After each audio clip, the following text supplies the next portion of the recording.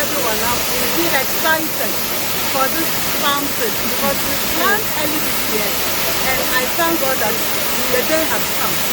In fact, I'm really amazed for Kintampo. So excited. I encourage everyone to do business to the north. We are now moving to Tamale and this is the beginning. I'm even excited already. So we should not bring our business direct up to the north in terms of domestic corridor. We have spoken to the stakeholders and they've given us an awesome rate.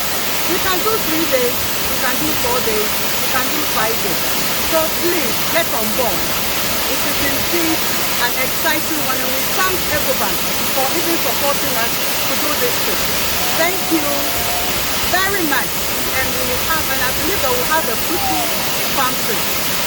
See you.